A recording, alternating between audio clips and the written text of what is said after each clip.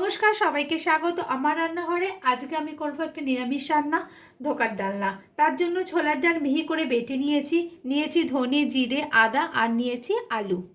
এবার মিহি করে বাটা যে ছোলার ডালটা ছিল তার সাথে আমি নুন মিশিয়ে নেব। এবার ডালটাকে ভালো করে আমি হাতের সাহায্যে মেখে দেব নুনের সাথে। এবার এই রেসিপিটা করার জন্য আমি একটি পাত্রে গরম জল নিয়ে নিয়েছি। আগের থেকেই জল ফুটে উঠে গেছে। তখন এই ছোলার ডালগুলোকে এইভাবে মুঠো মুঠো করে জলে ছেড়ে দিতে হবে, গরম জলে।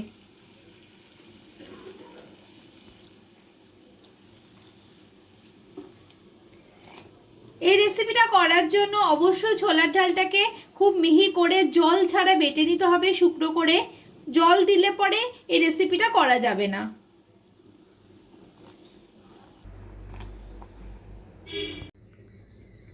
দশ থেকে 15 মিনিট এইভাবে আমি ফুটিয়ে নিয়েছি। তারপরে শক্ত হয়ে গেলে তারপরে আমি আস্তে আস্তে নামিয়ে নেব। ডাল বাটাটা শক্ত হয়ে গেছে, আমি নামিয়ে নিয়েছি। এবার ঠান্ডা হয়ে যাওয়ার পরে আমি খণ্ড খণ্ড করে কেটে নেব। এইভাবে টুকরো টুকরো করে কেটে নিতে হবে।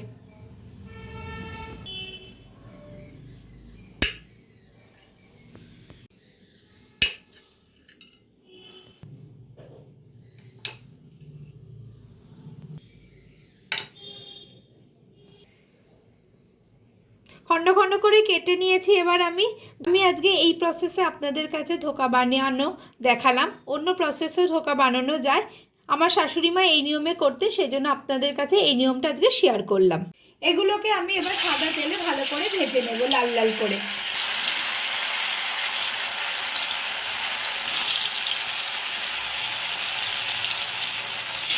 এই ধোকাগুলো আমার ভাজা হয়ে গেছে। এবার আমি কড়াই থেকে তুলে নেব।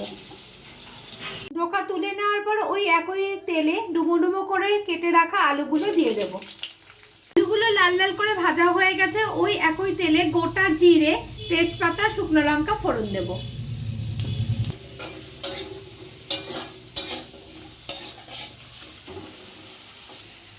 এবার সমস্ত মশলা দিয়ে খুব ভালো করে কষিয়ে নেব। দিয়ে দিচ্ছি আদা বাটা,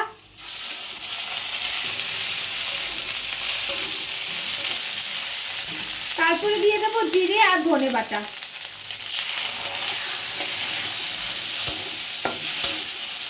এবার গোটা একটা বড় সাইজের টমেটো দিয়ে দেব।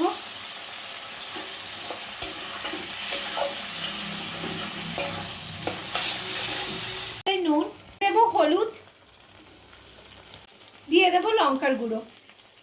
এবার সব মশলাগুলো খুব ভালো করে আমি কষিয়ে নেব।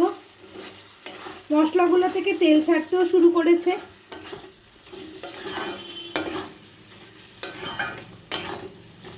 জল না দিয়ে তার পরিবর্তে দিয়ে দিচ্ছি নারকেলের দুধ। আপনারা চাইলে জলও দিতে পারেন, আমি নারকেলের দুধ ব্যবহার করেছি, কারণ ধোকার ডালনায় নারকেলের দুধ দিলে খেতে খুব টেস্ট লাগে। ঝোল ফুটে উঠেছে। এবার ভেজে রাখা ধোকাগুলো দিয়ে দেব। ধোকাগুলো দিয়ে কম আছে 10 থেকে 15 মিনিট আমি ঢেকে রেখে দেব। স্বাদ অনুযায়ী চিনি। ঝোল ফুটে উঠেছে, আলুগুলো সেদ্ধ হয়ে গেছে। এবার দিয়ে দেব ঘি, সবার শেষ দিয়ে দেব গরম মশলা। আমার ধোকার ডালনাটা হয়ে গেছে, আমি কড়াই থেকে নামিয়ে নিয়েছি। দেখুন দেখতে কত সুন্দর হয়েছে, খেতেও ঠিক এভাবে করলে ততটাই সুন্দর হয়। বাড়িতে অবশ্যই একবার ট্রাই করবেন, আশা করি সবার খেতে খুবই ভালো লাগে।